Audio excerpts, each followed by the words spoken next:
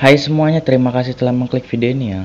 Bagi kalian yang baru klik video ini, mari bergabung dengan cara klik tombol subscribe. Oke, pada kesempatan kali ini gue akan menceritakan seluruh alur cerita film The Woman Who Keeps a Murder.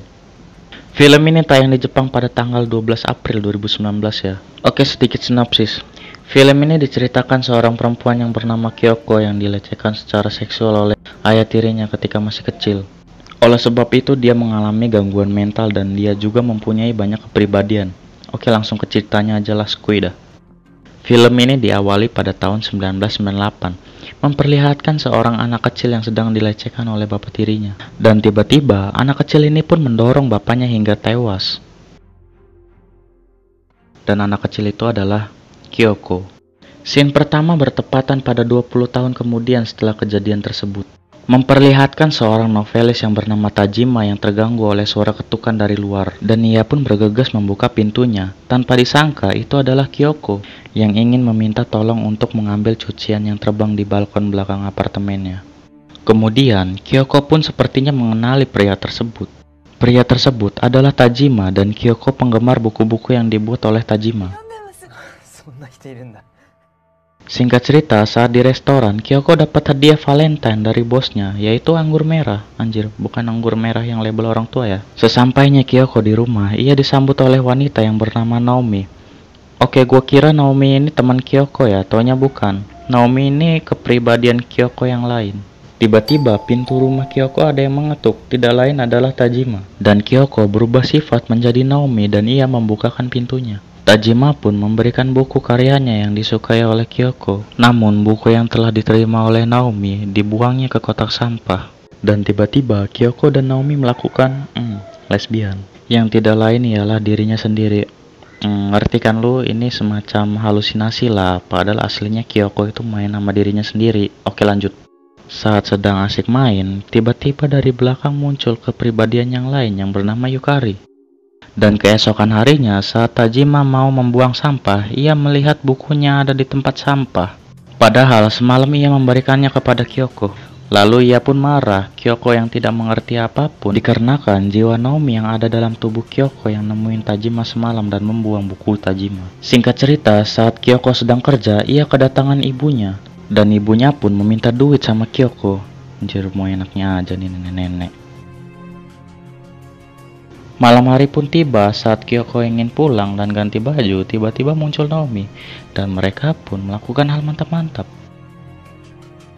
Dan di sisi luar, bos Kyoko yang ngintip dari arah luar dengar desahan Kyoko sambil colai. Setelah beberapa menit, Kyoko keluar dan bosnya pun menanya. Dan Kyoko pun menjawab ia sedang menelpon dengan temannya. Saat di perjalanan pulang, Kyoko sedang bicara dengan dirinya sendiri. Dan tiba-tiba muncul 3 wanita dari belakang Kyoko. Ternyata Kyoko mempunyai 4 kepribadian.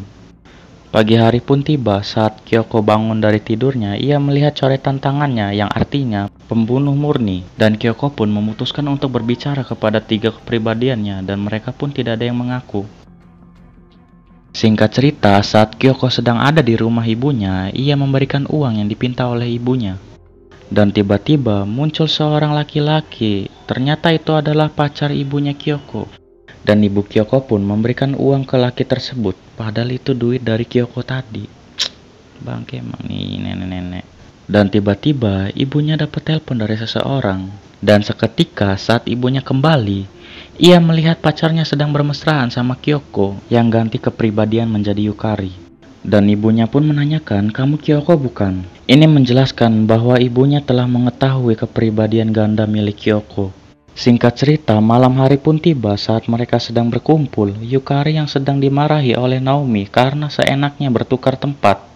Lalu Yukari menjawab, kalian semua lemah sama nenek tua itu. Setelah beberapa menit saat tengah malam, Yukari sedang melihat Kyoko dan Naomi sedang tertidur pulas. Dan Yukari pun bertukar tempat menjadi Kyoko dan keluar malam. Dan ia pun mantap-mantap dengan pacar ibunya. Setelah pria itu udah cerot, Yukari pun tertunduk diam. Cerita pun berpindah saat Kyoko bangun tidur dan ia masih menggunakan baju yang dipakai Yukari semalam.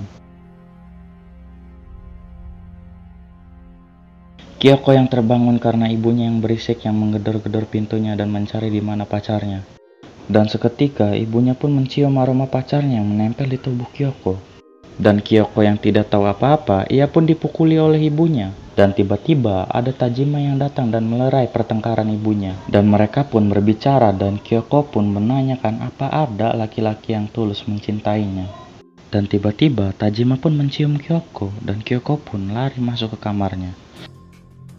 Namun saat Tajima membuka pintu kamar Kyoko, tiba-tiba Kyoko menjadi anak kecil. Ternyata Kyoko bertukar tempat yang bernama Haru.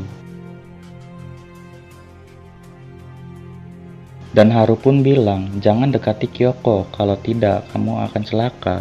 Singkat cerita, mereka berempat pun berunding apa yang dilakukan Yukari karena pacar ibunya ditemukan meninggal.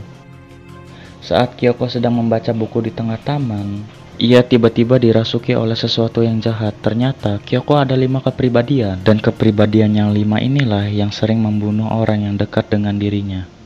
Pada suatu malam, Kyoko yang dirasuki oleh kepribadian yang jahat ingin membunuh ibunya dengan sadis. Pada keesokan harinya, tiba-tiba ia mendapati kabar bahwa ibunya meninggal dunia. Dan ia pun merasa bersalah karena dirinya telah membunuh ibunya. Dengan bukti noda darah yang ada di badannya. Dan Kyoko berniat ingin mengakhiri hidupnya dengan pisau karena depresi berat. Namun tiba-tiba Tajima datang ke rumahnya dan menghentikan Kyoko. Dan singkat cerita, Kyoko dan Tajima pun mantap-mantap, dan lebih ekstrimnya, mereka melibatkan semua kepribadiannya. Ya, bisa dibilang ini foursome lah, yoi. Saat Kyoko mencapai klimaks, tubuhnya pun diambil alih oleh sisi jahat.